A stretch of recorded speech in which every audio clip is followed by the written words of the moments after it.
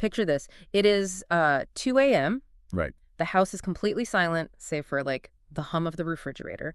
You are exhausted, your eyes are heavy, and you are sitting on the edge of a bed in the dark because your 3-year-old just woke up sobbing over, a dream about a lost shoe. Yeah, we've all been there. Right. And as you sit there trying to rub their back, they look up at you with these wide, wet eyes and ask a question that suddenly, well, it derails the entire night. They ask, why do people cry? It is a profound moment disguised as a minor inconvenience, really. Because what you say in the next 10 seconds doesn't just dictate whether you get to go back to sleep anytime soon. Yeah. It starts building the actual, the architectural framework for how that human being will process pain for the rest of their life. So for you listening right now, wherever you happen to be, maybe you are driving home in the dark, or maybe you are the one sitting on the edge of that bed tonight, I want to invite you to just take a slow, deep breath with us. Just breathe. Yeah. We are stepping deliberately away from the loud, frantic, optimization-obsessed energy of the day. Welcome to a quiet, emotionally safe sanctuary. This is a space designed specifically for exhausted hearts and curious minds. It really is. Today, our deep dive is drawing from a truly remarkable source. It is a collection of excerpts from The Whispered Answers, a nighttime guide to emotional safety. And the overarching mission of this text is something the author beautifully terms cinematic emotional reassurance for modern parents. I love that phrase. Right. We are going to look closely at age-specific scripts provided in the text. These are carefully constructed responses designed to answer that seemingly simple yet incredibly complex question, why do people cry? Mm-hmm. But as we will see, the goal of these scripts isn't to impart factual data. It is to offer an emotional anchor. Okay, let's unpack this because the core philosophy here requires a shift in how we think about information. When a child asks a difficult life question with that raw, innocent curiosity, they're so rarely seeking an encyclopedia entry. If a child asks why the sky is blue, we might give them the physics of light scattering. But when they ask about tears, they do not want the biological function of the lacrimal glands. They are actually asking a secondary hidden question. Which is, am I safe here in this feeling? Yes. They are checking the structural integrity of their environment. When an emotion overwhelms a child, their physical body feels entirely out of control. To understand how we build that structure of safety, the source material starts at the very foundation of cognitive development, which is age 3. Right, the toddler years. Yeah. At 3 years old, a child's prefrontal cortex, the logical reasoning part of the brain, is barely online. They're operating almost entirely from the limbic system, the emotional center. So it is all feeling. All feeling. When a wave of sadness or frustration hits, their tiny neurological system is bathed in stress hormones. It feels like a physical emergency. The source offers a specific script for this exact moment. The 3-year-old asks, in the dark, why do people cry? And the suggested response is this. Sometimes feelings get so big that tears help them come out. People cry when they are sad, but also when they are happy or tired. It is incredibly gentle. It is, but reading it, I have to admit, I immediately thought about the sheer willpower it requires to deliver those lines. Oh, absolutely. When you are running on empty, the biological instinct to just say, shh, you're fine, there's nothing to cry about, please go to sleep, is just overpowering. It feels like holding that gentle space takes energy that an exhausted parent just doesn't have. Bypassing that survival instinct is one of the hardest things a caregiver does. What's fascinating here is the text gives a behind-the-scenes directive for this age, which is to normalize crying completely. Just make it a normal thing. Exactly. The reason the parent's instinct is to say shh is because the child's distress triggers the parent's own amygdala. Oh. Yeah, the parent's brain registers the crying as an alarm bell. But here is the neurobiological magic of this specific script. When you force yourself to use this slow, simple language, sometimes feelings get so big, you are engaging in what psychologists call co-regulation. Meaning you are regulating yourself too. Right. By deliberately lowering your voice and speaking in a warm, slow cadence, you are actually stimulating your own vagus nerve. You are telling your own nervous system that there is no predator in the room. I mean, I sort of picture a toddler's emotional capacity like a very small cup that easily overflows, and the tears are simply the overflow. That is a perfect analogy. And so by speaking that way, you aren't just giving the child an answer, you are actively lowering the blood pressure of the entire room. It creates a feedback loop of safety. The child's mirror neurons pick up on your slow breathing and your calm tone, and their limbic system begins to downregulate. It is like a shared calm. Yeah. And notice what is absent from the 3-year-old script. There is no attempt to fix the problem. There is no instruction on how to stop crying. No. It simply names the physical sensation. It tells the child that this overwhelming flood in their body is a normal, harmless bodily function, much like a sneeze or a hiccup. Which gives the exhausted parent permission to stop fighting the tears. Exactly. You do not have to solve the lost shoe dream. You just have to sit beside them while the feeling moves through them. That is all they need. But eventually, that cocoon breaks open, a child grows, their world expands, and they step into environments where crying isn't always met with a parent's soft voice. Right. They go out into the world. Yeah, they go to school, they navigate complex peer dynamics. The coping mechanism that worked at 3 needs to evolve, which brings a shift in how we answer the question. Because the cognitive landscape of a 6-year-old is entirely different. Right. They are beginning to internalize social conditioning.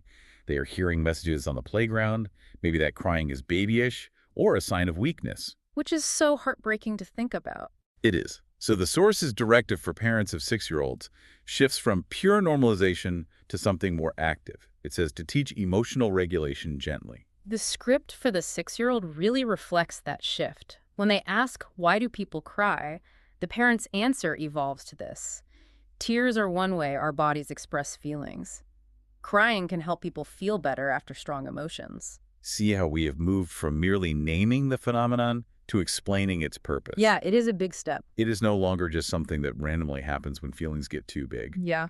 It is presented as an active, functional mechanism. I was trying to picture how to visualize this for a child, and it almost feels like explaining an immune system response or like a pressure release valve. Not like that. Right. If a child gets a fever, it is uncomfortable and they do not like it.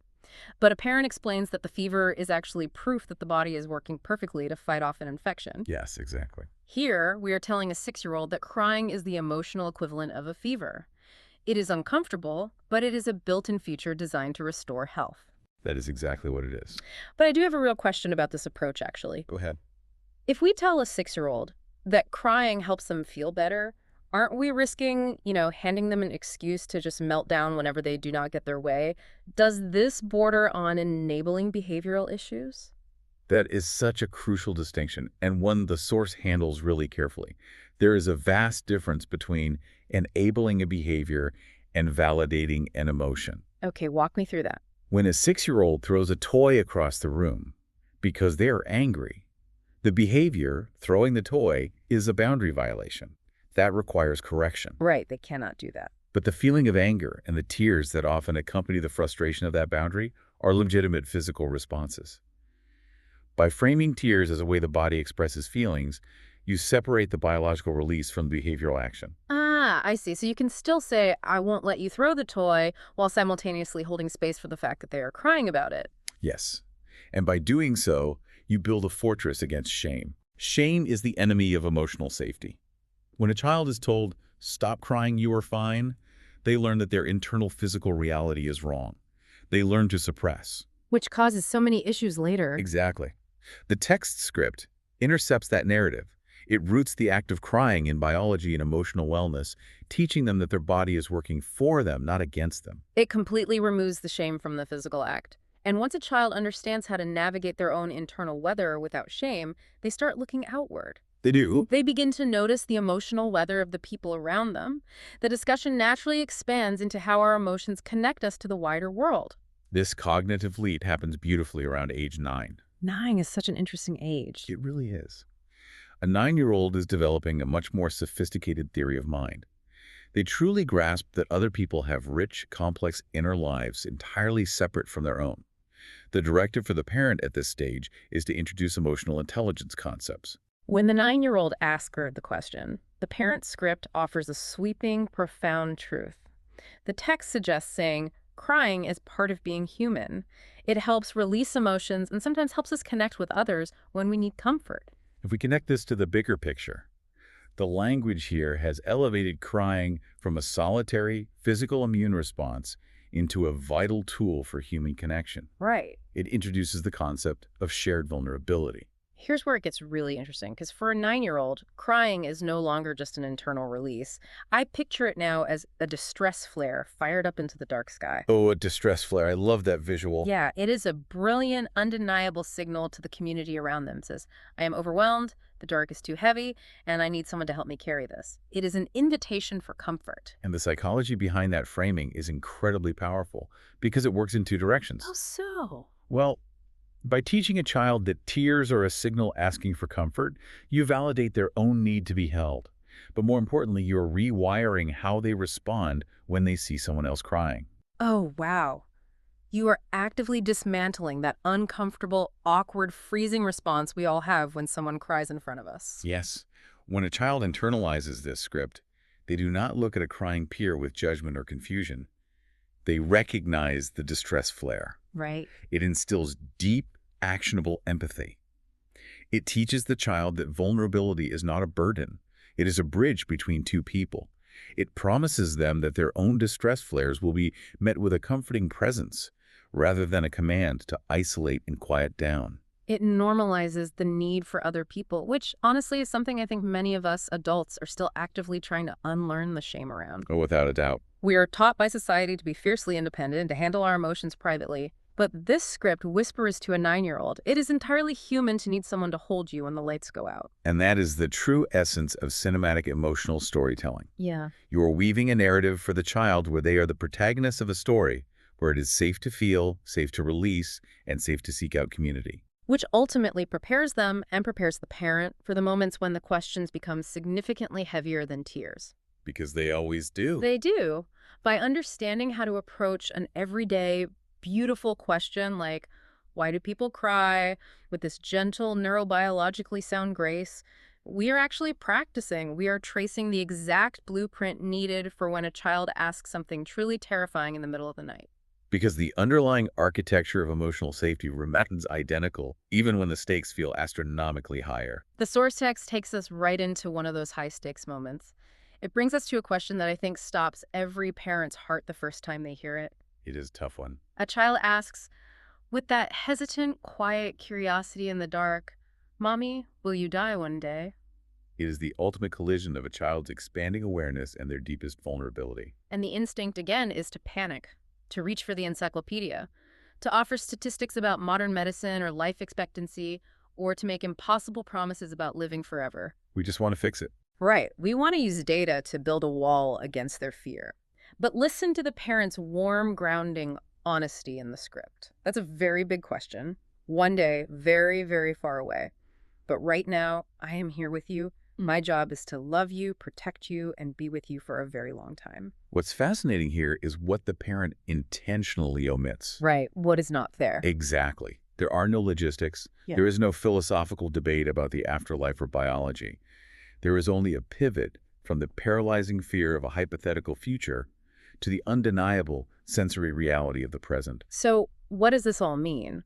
When I look at that response, the core message is essentially, right now we are together, and right now you are safe. Yes. It bypasses the intellect entirely and speaks directly to the limbic system. Because a child's brain cannot solve the problem of mortality. Neither can an adult's, frankly. Very true. When a child asks about death in the dark, they are not asking for a timeline. They are experiencing existential dread, and they're asking, are you with me in this vast, scary universe? Oh, that gave me chills.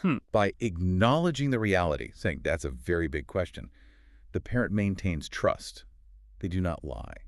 But by immediately anchoring the child in the present tense, saying, but right now I am here, they provide the only actual antidote to existential fear. And that is connection. It is the ultimate emotional anchor. When the child's mind is drifting out into the scary, deep waters of the unknown future, the parent's voice just gently pulls them back and says, come back. We are right here on the shore, together. I am breathing, you are breathing, and we are okay. This raises an important question, though, about how we treat ourselves. What do you mean? Well, we have spent this entire time dissecting how to carefully, gently guide a child's nervous system back to safety. We lower our voices, we validate the emotion, we anchor them in the present. Right. But think about how often we, as adults navigating our own complex, terrifying life, try to provide ourselves with perfect, logical explanations when we are scared. Oh, wow. Yeah, we spin our wheels at 3 a.m. trying to solve unanswerable anxieties with data and logic. We try to outthink our own nervous systems. We demand the encyclopedia when what we actually require is the anchor. We try to optimize our way out of sadness or logic, our way out of grief. For you, listening right now, as we bring this intimate conversation to a close, we hope you feel a little less alone in whatever dark room you might find yourself navigating tonight. Truly. Whether you are literally walking a toddler through their overwhelming tears, trying to guide an older child through their fear of the future, or just sitting quietly, trying to soothe your own exhausted heart. The most powerful answers we can offer to our children and to ourselves aren't clinical. They are moments of quiet, cinematic, emotional storytelling. They're the gentle reassurances that ground us. As we end our deep dive today, I want to leave you with a final, grounding reflection to mull over in the quiet of your own night. Please do. We have seen the neurobiology of why this profound emotional reassurance works. We have seen how offering a warm anchor rather than a perfect, logical explanation calms a frightened child's mind. So, how much peace might we find if we applied that exact same gentle grace to ourselves? What if, when we ask our own unanswerable life questions in the dark, we stopped demanding the encyclopedia and just whispered to ourselves, right now, I am here, and right now, I am safe? Because in the end, whether it is a child's midnight worry or our own heavy thoughts, the map of facts and the clean lines of biology can only take us so far. When the emotional landscape gets murky, we do not need more precision. We just need to know we aren't walking through it alone. Take care of yourselves, and we will be here with you next time.